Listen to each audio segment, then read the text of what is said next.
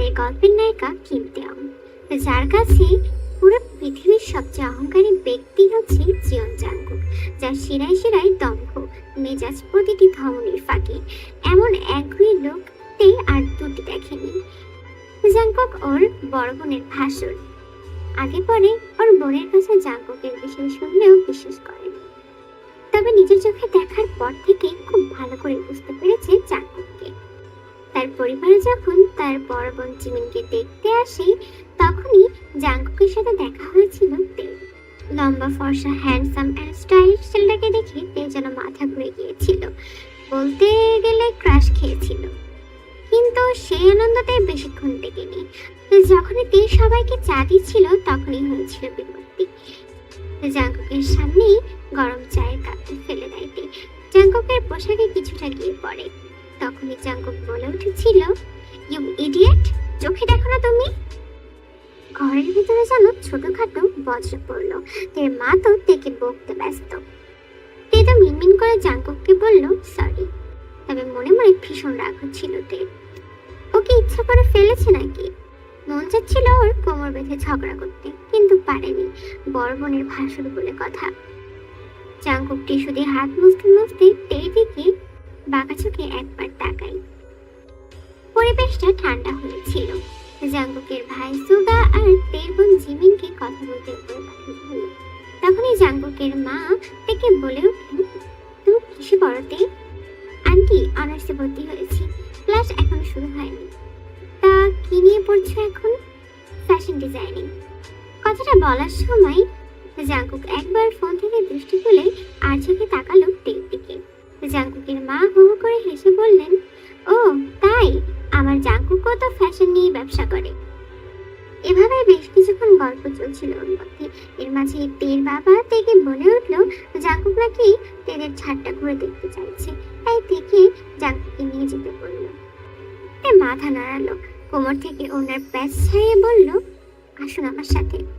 তে পা বাড়ালো ওনার সামনে, তবে স্পষ্ট টের পাচ্ছে ওনার জুতোর শব্দ গটগট করে উঠছে সিঁড়ি দিয়ে। ছাদে আসার পর রেলিং ঘেঁষে দাঁড়ালো জাংকুক। আপনার নামের মানে কি? সমৃদ্ধি বা ঠিকঠাক ভাবে সম্পূর্ণ হওয়া।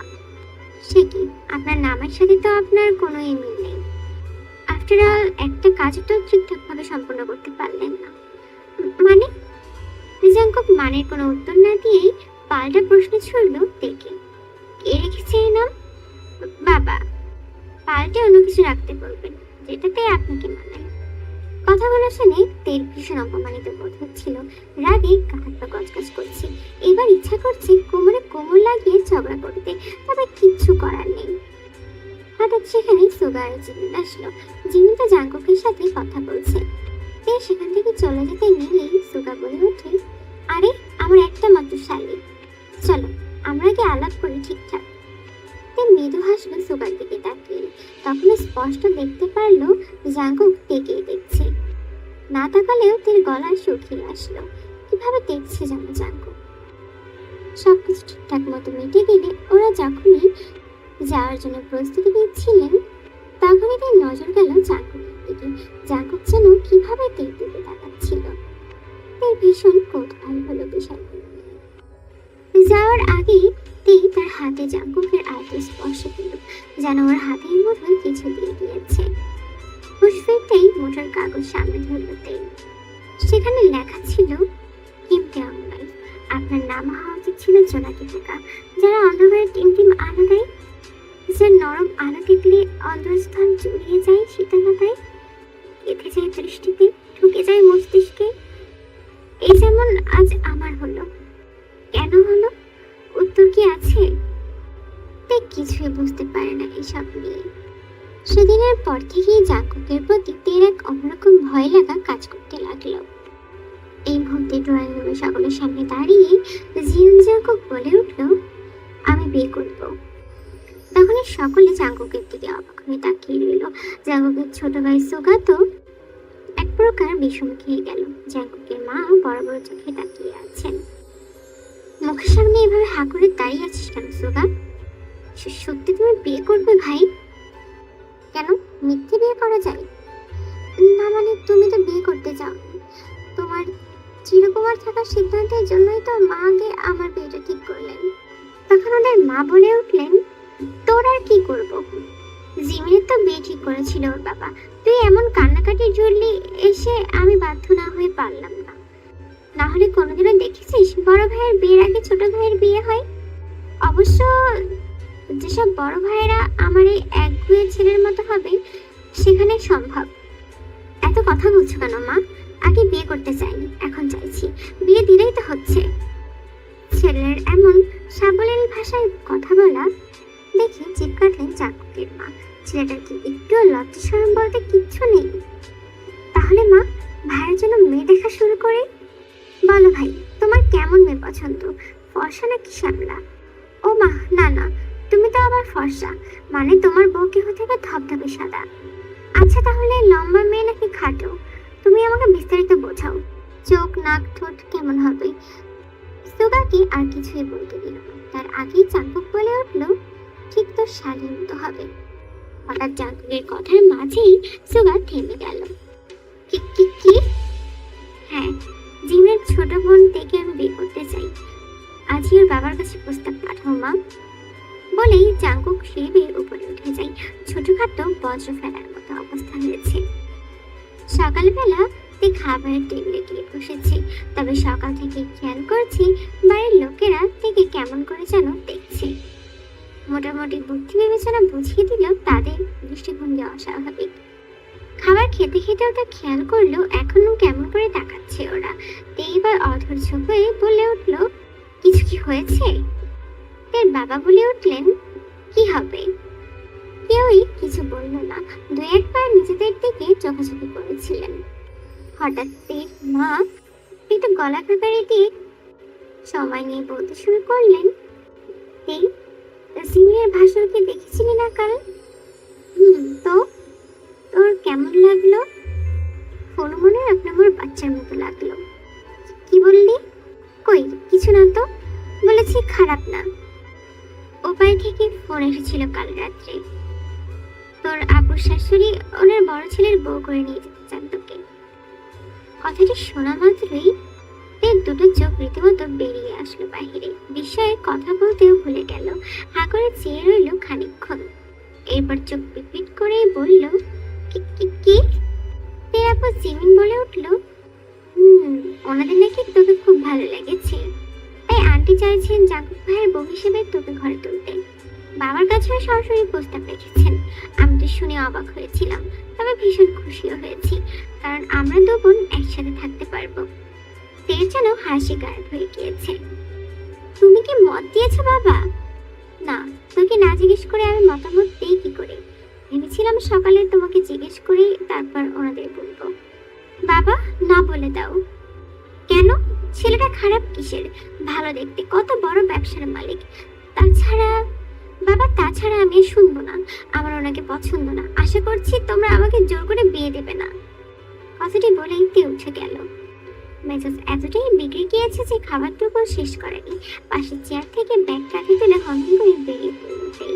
আজ ভার্সিটিতে তের প্রথম ক্লাস। ভোর থেকে এ নিয়ে মন ফুরফুরে থাকলেও এইমাত্র উবে গেল সব। মনে মনে বলতে লাগলো, কাজে মানুষটা আমাদের বাড়ি এসে আমাকে চোটপাট দেখিয়ে চলে গেলেন, তাকে নাকি আমি বিয়ে করব। নিজের পায়ে কোরআন মারা যায়, কিন্তু জীবন চাঙ্কুকে বিয়ে করা যায় না। এই কয়েক ঘন্টায় যা রূপ দেখেছি ওনার, তাতে আমার কেন কোনো মেয়ে ওনার রাগচাটা সবের জন্য ওনাকে স্বামী হিসেবে মানবে না। মেয়েরা চাই রোমান্টিক নতুপুতু একটা পরে, সেখানে জাঙ্কুক, ইস, ভাবতেই কেমন লাগছে। খুব সুন্দর হোক আমার ব্যর্থ ক্রাশ, তাই বলে ঠ্যাং ঠ্যাং করে ওনাকে বিয়ে করতে যাব? এমন খেপাটে পাগলি আমি নই। ড্রয়িং রুমে জাঙ্কুক বসেছিল। তখনই জাঙ্কুকের মা এসে জাঙ্কুককে বলল, জাঙ্কুক, মেয়েটা তোমার থেকে অনেক ছোট, একদম বরাবর 10 বছরের। তো আসলে তের বাবা কল করেছিলেন। ফোন করে খুব বিনয় কণ্ঠে জানালেন, এ প্রস্তাবখানা নাকচ করে দিয়েছে, আমাকে বিয়ে কি করে দেবেন? এসব বলতে বলতেই জাঙ্কুকের মা বেশ ভয় পাচ্ছিলেন। তার স্বামী চলে যাওয়ার পর থেকেই দুই ছেলেকে নিজের হাতে মানুষ করেছেন। সুগা খুবই নরম স্বভাবের হলেও জাঙ্কুক হয়েছে ভীষণ যেটি আর একই স্বভাবের ছেলে, যা বলে তাই করে। তার কথার নড়চড় হলেই আর রক্ষা থাকে না। জাঙ্কুকের কপাল শিথিল হয়, রাগে জল শক্ত করে ফেলে। জাঙ্কুকের মা সেখান থেকে চলে যায়। তবে জাঙ্কুক একটা কথা বলেনি, শুধু তাতে দাঁত চেপে নিজের মনে মনে বিড়বিড় করতে লাগলো, জিম জাঙ্কুকে রিজেক্ট করার দুঃসাহস দেখালে তেই কি করলে তো আপনাকেই করবো, পারলে ঠেকান। সময় তখন মধ্য দুপুর, সবাই ক্লাস শেষ করে ভার্সিটি থেকে বেরিয়েছে তেই। আশেপাশে একটা রিক্সাও নেই। এদিকে সূর্যের কড়া আলো মাথায় পড়ছে, গরমে ঘেমে একাকার অবস্থা। অনেকক্ষণ দাঁড়িয়ে থেকে অতিষ্ঠ হয়ে হাঁটা ধরল তেই। হঠাৎই একটি কালো মোটা লোক এসে তের সামনে দাঁড়ালো। তে একটু ভয় পেয়ে গেল। লোকটি খুবই বিনয়ী কণ্ঠে বলল, এই ঠিকানাটা একটু বলতে পারবেন ম্যাম? তখন কাগজটা পড়তে পারছিল। হঠাৎ তেই কিছু বোধগম্য করার আগেই একটি গাড়ি থামলো তার সামনে এবং রীতিমতো টেনে ভেতরে ঢুকিয়ে নিল তেকে। প্রচন্ড আতঙ্কে তের কলিজাটা ছলকে উঠল। তে জ্ঞান হারালো। জ্ঞান হারাতে হারাতেই কাউকে শুনতে পেল কেউ ভারী কণ্ঠে বলছে, স্যার ম্যাম অজ্ঞান হয়ে পড়েছে। মুখে পানির ঝাপটায় চোখ মেলল তে। দেখতে পেল সামনে দৃশ্যমান কতগুলো পুরুষালী অবায়ব। এর অর্ধেক খামারদের চেহারা বারবার ঢুকে না দেখে একজন প্রশ্ন করলেন, পানি খাবেন ম্যাডাম? তো চুপচাপ মাথা নাড়ালো। এর এত বিনয়ভাবে কথা কেন বলছে এটাই কেউ বুঝতে পারছে না। লোকটি পানি এনে দিতেই ঢকঢক করে তে পানি খেয়ে নেয়। পানি খেয়ে ওদের থেকে প্রশ্ন ছুড়ে মারল, দেই আপনারা আমাকে এখানে কেন এনেছেন? দরকার ছিল ম্যাডাম। আপনার শরীর এখন কেমন লাগছে? দুর্বল লাগছে না তো? তার ভারী মেজাজ খারাপ হলো ওই লোকের উতলানো দরদ দেখে। এর মধ্যে হঠাৎ একজন বলে উঠলেন যে স্যার এসেছেন। দৌড়ে গেলেন সেদিকে। তে এবার চিৎকার করে বলতে লাগলো, আমাকে কেন এভাবে তুলে নিয়ে এসেছেন? কি আছে আমার কাছে? আমার ব্যাগে 10 টাকা 6টা নোট ছাড়া আর কিছু পাবেন না। এর মাঝে হাজির হলো স্যার নামে সেই লোকটি। তে তার দিকে তাকিয়ে তো হতবাক হয়ে গেল। সে কাকে দেখছে? জিয়ন জাঙ্কুক আমাকে এখানে নিয়ে এসেছে ভাবতেই তের মাথা ঘুরতে শুরু হয়ে গেল। জাঙ্কুক একটু তে কাছে আসতেই তে লাফিয়ে উঠল আর বলল, খবরদার আমার কাছে আসবেন না। মাথা নেড়ে সুখ হাসল জাঙ্কুক। খুব রাগে চেপে ধরলো তেকে। আরেক পা বাড়াতেই তে খিটমিট কণ্ঠে বলল, এগোবেন না বলে দিচ্ছি, খুব খারাপ হবে। তাই আমাকে যেতে দিন না প্লিজ। আমি তো আপনার কোনো ক্ষতি করিনি, তাই না? কে বললো করেননি? আপনি আমার যা ক্ষতি করেছেন তার কেউ করেনি। আমি কি করেছি? জাঙ্কুক ঘাড় কাত করে তাকালো তের দিকে একবার, পরক্ষণে চোখ ফুলিয়ে বলল, এগুলো পরে তৈরি হন, ওদিকে ওয়াশরুম আছে বলে তের হাতে কিছু শপিং ব্যাগ দিল জাঙ্কুক। তে জিভ দিয়ে ঠোঁট ভেজালো একবার। পরবর্তীতে শপিং ব্যাগের ভেতরে দেখলো বিয়ের সাজের বেনারসি, ওড়না, গয়না আর সাজার টুকিটাকি জিনিসপত্র। এগুলো দেখে তের মাথায় আকাশ ভেঙে পড়ার মতো অবস্থা হলো। চোখ ভর্তি প্রশ্ন নিয়ে তাকালো জাঙ্কুকের দিকে। এগুলো দিয়ে কি হবে? বেনারসি দিয়ে কি করে? কি করে সেটা আমি জানি, তবে আমি বুঝতে পারছি না এটা আমি কেন পড়তে যাব। আজ আপনার বিয়ে, আপনি বিয়ের কোণে, তাই বেনারসি পরবেন, সিম্পল। এটা হলো কাজী অফিস আর এই মুহূর্তে আপনার সাথে বিয়ে হচ্ছে আমার। তাই এত কথা না বলে তৈরি হয়ে আসুন। আমি আপনাকে বিয়ে করতে পারবো না। কিন্তু এই শব্দগুলো আপনি উচ্চারণ করবেন না। বিয়ে আপনার আমাকেই করতে হবে। মগের মুল্লুক নাকি? আপনি যা বলবেন তাই হবে। এটা আমার লাইফ, তাই আমি বুঝবো। আপনি ঠিক করার কে? আমি আপনাকে বিয়ে করবো না, করবো না, করবো না। সাথে সাথে তাই কোনোই চেপে ধরে হ্যাচকা টান দিয়ে জাঙ্কুক তার কাছে টেনে নিয়ে গেল। দাঁতের দাঁত কেটে বলল, আমাকে রাগাবেন না তেই। জোর করে তুলে এনেছি বলে জোর করে আপনাকে দিয়ে কাগজে সই করাতে আমার ভালো লাগবে না। ভালোই ভালোই কিসের ভালোই ভালোই? আপনার লজ্জা করছে না তুলে এনে আবার সেটা বড় মুখ করে বলতে? এতটা নিজ একটা মানুষ কিভাবে হতে পারে? একদিনের দেখা একটা মেয়েকে প্রেমপত্র দিচ্ছেন, বিয়ের প্রস্তাব পাঠাচ্ছেন, আবার সে বিয়ে করতে রাজি না হয় তাকে তুলে আনছেন। ছি। এবার জাঙ্কুক তীব্র ক্ষোভে তের হাত চেপে ধরল। ব্যথাটার চোখ খিচে ফেলেছে। হাতে জাঙ্কুকের বাছাতে ছাপ পড়ে গিয়েছে। হ্যাঁ আমি নিচ্ছি, আপনার জন্য একবার কেন প্রতিবার নিজ হতে রাজি আছি আমি। কিন্তু ভুলেও ভাববেন না এসব বলে আপনি আমার ইগোকে হার্ট করবেন আর আমি রেগে রেগে আপনাকে ছেড়ে দেবো। সেটা কখনোই হবে না। আমার সাথেই আপনার বিয়ে হবে এক্ষুনি। এতক্ষণ ভালোভাবে বললো আপনার কাছে ভালো লাগেনি। চাইলে আমার দ্বিতীয় রূপটাও দেখাবো আপনাকে। যা ইচ্ছা তাই করুন, আপনি যা মন চাই তাই বলুন, কিন্তু বিয়ে আমি আপনাকে করব না। বেশ, বিয়ে আপনাকে করতে হবে না, আপনি বাড়ি ফিরে যান। আর হ্যাঁ, গিয়ে যখন জানবেন আপনার কারণে জিমিন আর সুগার বিয়ে ভেঙে গিয়েছে, তখন কেমন লাগবে? মানে মানে সহজ কথা, ওদের বিয়ে আমি হতে দিব না যদি আপনি আমায় বিয়ে না করেন। এর মাঝে জাঙ্কুক অলরেডি সুগাকে ফোন করে বলেছে জিমিনকে বিয়ে না করতে। সুগা কিছুক্ষণ চুপ থেকে জাঙ্কুকের কথায় রাজি হয়েছে। এটুকু শুনতেই তের পায়ের নিচে জমি কেঁপে উঠেছে। সত্যি সত্যি সুগা ভাইয়ের সবটা মেনে নিল।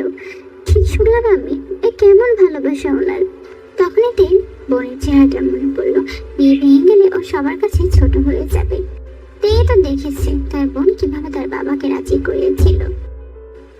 যেন কষ্টে বুকটা ফেটে যাচ্ছে। না, কোনো মতেই ও নিজের সুখের জন্য ওর বোনের সুখকে বিসর্জন দিতে পারবে না। তখন এতে বলে উঠলো, আমি রাজি। তখনই জাঙ্কুক মুখ বাঁকিয়ে একটু হাসলো। এটা বিজয়ের হাসি। তাই জামা কাপড়গুলো নিয়ে রেডি হতে চলে গেল। রেডি হয়ে বের হতেই দেখলো জাঙ্কুক সোফার উপর বসে আছে। তাই এদিকে তাকিয়ে মুচকি হাসি দিয়ে বলে, বইরা বুঝি দেখতে এত সুন্দর হয়। এই শুধু অনুভূতি শূন্য হয়ে দাঁড়িয়ে রইল। এরপরে ওদের বিয়েটাও হয়ে গেল। বিশেষে জাঙ্কুকদের কাঁধে হাত দিয়ে ক্যামেরায় ছবি তুলতে যাই, তখনই কেউ বলে ওঠে, বিয়ে হয়েছে বলে যখন তখন গায়ে হাত দেবেন না। এরপর হঠাৎ করে বেরিয়ে আসলো সেখান থেকে, পা ছুঁড়ে ছুঁড়ে বাইরে এসে দাঁড়ালো। জাঙ্কুক থেকে নিয়ে সোজা জাঙ্কুকদের বাড়িতে এসেছে, সাথে রেখে পাঠিয়েছে তের পরিবারকেও। এতটা তারার এতটা সিরিয়াস ভঙ্গি ছিল যে বিয়ের আগেই তার বোন জিমিনকে শ্বশুর বাড়িতে হাজির হতে হলো। দেখে বধূর বেশে দেখে সবার মাথায় যেন আকাশ ভেঙে পড়লো। প্রত্যেকেই যেন কথা বলতে ভুলে গেল। জাঙ্কুক তার নিরাপত্তা ভেঙে বলে উঠলো, আমি আর তে 1 ঘন্টা আগে কাজী অফিসে গিয়ে বিয়ে করেছি। তে এখন শরীয়ত মোতাবেক আমার স্ত্রী, আর এটা জানাতেই আমি আপনাদেরকে ডেকেছিলাম। তের মা কাঁদতে কাঁদতে বলে উঠলেন, কিন্তু এভাবে বিয়ে করার কি দরকার ছিল বাবা? আমরা তো একদম মানা করিনি তোমাদের বিয়েতে। আপনারা পুরোপুরি নিশ্চয়তা দেননি আন্টি, তার জন্যই আমরা এভাবে বিয়ে করেছি। তখনই জাঙ্কুকের মা ভীষণ রেগে এসে বলল, তুমি নিশ্চয়ই ওকে জোর করে বিয়ে করেছো জাঙ্কুক। পাল্লায় ঠিক আছে, শোনো যে জোর করে বিয়ে করেছি নাকি ওর স্বেচ্ছায় বিয়ে করেছি। তখনই জাঙ্কুকের মা তের কাছেও সেম প্রশ্নটা করলো। তে তো জাঙ্কুকের ভয়ে হ্যাঁতে সম্মতি দিল। তের মা কেটে কেটে একাকার করে ফেলেছে, আর তের বাবা তো চুপচাপ হয়ে দাঁড়িয়ে আছে। এবার নিরাপত্তা ভেঙে সোগা বলে উঠল, তোমরা সামান্য বিষয়টাকে টেনে লম্বা করছো। বিয়ে করেছে, এতে ঝামেলার কি আছে? আর দেখো এভাবে কতক্ষণ ধরে শাড়িটা পরে আছে, কতটা ভারী, তার বুঝি কষ্ট হচ্ছে না? এভাবে তখন থেকে দাঁড় করিয়ে রাখার মানেটা কি? এবার জাঙ্কুকের মা তের বাবার কাছে এসে বললেন, ভাইজান, আমার ছেলেটা ভুল করে ফেলেছে, আপনি ওদের ক্ষমা করে দিন। আর আসুন আমরা বিষয়গুলোকে স্বাভাবিকভাবেই নিই। ভুল যখন হয়েছে এখন আমাদের সেভাবে মানিয়ে নিতে হবে। আমি কথা দিচ্ছি আপনার মেয়ে আমার বাড়িতে মেয়ের মতোই থাকবে। শেষমেশ বাড়ির সকলে মেনে নিল। এর মাঝে তার পরিবারের সকলে বাড়িতে ফিরে গিয়েছেন। জাঙ্কুকের মা তার আলমারি থেকে 2টা বালা নাকফুল আর একটা চিকন স্বর্ণের চেন পরিয়ে দিল তেকে। আজ থেকে আমার মেজাজি ছেলেটার সব দায়িত্ব তোমার মা। তে এই মুহূর্তে জাঙ্কুকের ঘরে বসে আছে। তখনই জাঙ্কুক প্রবেশ করে। বেশ কিছুক্ষণ জাঙ্কুকদের দিকে তাকিয়ে থাকে। তখন জাঙ্কুকদের হাত খিঁচকে তার সামনে নিয়ে আসে। বাসরাতে স্বামীকে সালাম করতে হয় জানেন না? তে কিছুই বলল না। তখন জাঙ্কুক আবারও বলে উঠল, কি ব্যাপার, শুনতে পাননি? শুনেছি। শুনলে বসে আছেন কেন? নিন সালাম করুন। কেমন ফাজলামো, সালাম করতে বলে আবার। যে সালাম করতে যাবে তার আগে জাঙ্কুক বলে ওঠে, থাক দরকার নেই। তখন তে একটু দূরে সরে যেতে যাবে তার আগেই জাঙ্কুকের হাত চেপে ধরল। হাত সরান আপনার, সম্ভব না, কাছে আসুন বলেই জাঙ্কুক থেকে এক হেঁচকা টান বসালো। তে তো হুমড়ি খেয়ে পড়লো জাঙ্কুকের বুকে। তখনও জাঙ্কুকের বুকে ধকপক শব্দ তে স্পষ্ট শুনতে পাচ্ছে। তে সরতে উদ্যত হলে জাঙ্কুক আরো শক্ত করে চেপে ধরল তেকে। একদিনের আলাপে মানুষ মানুষ এরকম কিভাবে করতে পারে? নির্লজ্জ। কে বললো আমি আপনাকে প্রথম দেখেছি? মানে? আমি আপনাকে আরো আগে থেকে চিনি। তখনই জাকব তের দিকে তাকিয়ে বলতে শুরু করলো, তখন দুপুরবেলা রাস্তাঘাটের লোকজন একদম নেই বললেই চলে। আমার গাড়ির ফ্রন্ট কাঁচটি ভেঙে আমার সমস্ত গা হাত পা কেটে গিয়েছে, মাথায় লেগেছে স্টিয়ারিং। ফোটা ফোটা রক্ত শরীর চুইয়ে সিটে পড়ছিল, টের পাচ্ছিলাম।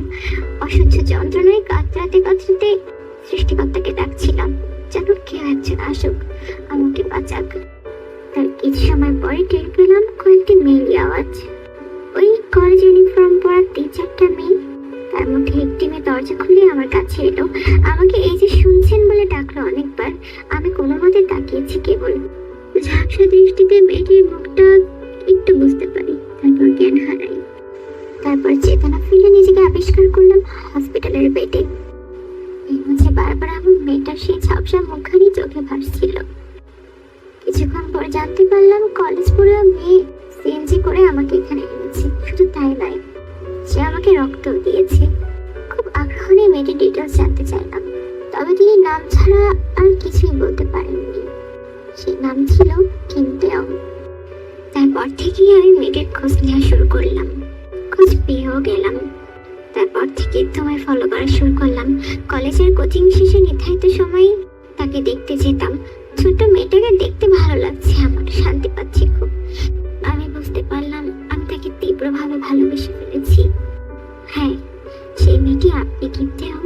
আমি আপনাকে খুব করে ভালোবাসি। 1 বছর ধরে ভালোবাসেন আমায়। আড়াল থেকে একটা মানুষ আমায় ফলো করলো, রোজ দেখলো, আর আমি বোকার মতো টেরও পেলাম না। কি আশ্চর্য! তখন জাকব কণ্ঠটা নামিয়ে বলল, একবার ভালোবেসে দেখুন, ঠকবেন না। তাই স্থিরভাবে বলল, সময় লাগবে। দিলাম সময়, আদৌ সেদিন আসবে কিনা কে জানে। সেদিনের পর থেকে 3-3টা বছর পার হয়ে গিয়েছে।